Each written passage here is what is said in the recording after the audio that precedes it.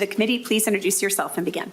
Good morning, Madam Chair, members. Thank you for the opportunity to testify in support of House File 2788. I am Paul Schnell, the Commissioner of Corrections. This is a bill in an effort to improve an antiquated but important process that was frankly not built for the modern day. At its core, this bill prioritizes needed supports and structured for full engagement in the pardon process, making it accessible to more Minnesotans and providing enhanced capacity for some of the three busiest people in our state, the Governor, Chief Justice, and Attorney General. I would note that the Governor and our agency stand in full support of this bill. In the last 5 years, petitions to the board have increased 325%. Put this in perspective, in 2022 alone, the board received 169 petitions for pardon or clemency, and we expect that number to double given the increased interest in the pardon and commutation process.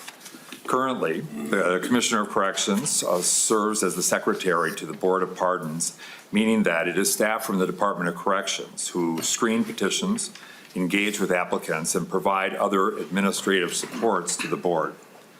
This creates an odd dynamic in that the pardons process is distinct from the judicial and criminal justice system processes.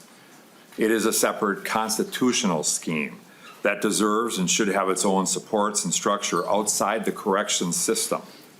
I strongly believe that the Commissioner of Corrections should not have a direct role or serve as the Secretary to this important and independent board.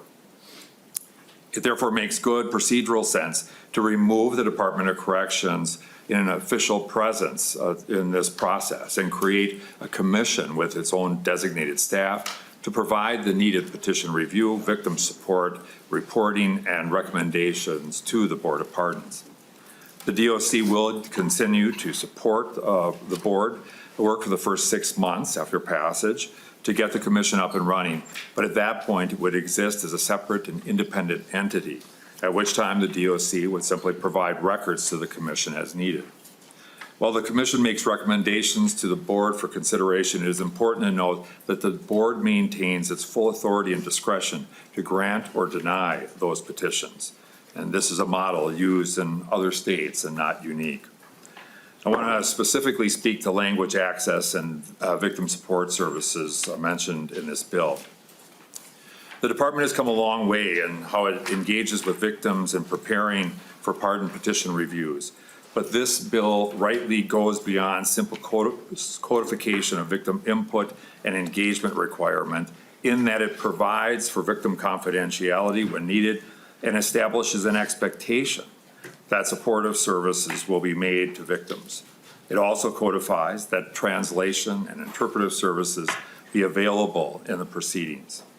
I don't want to take up more of the committee's time with logistics, as I believe the impact of these pardons can be better understood from the next two testifiers.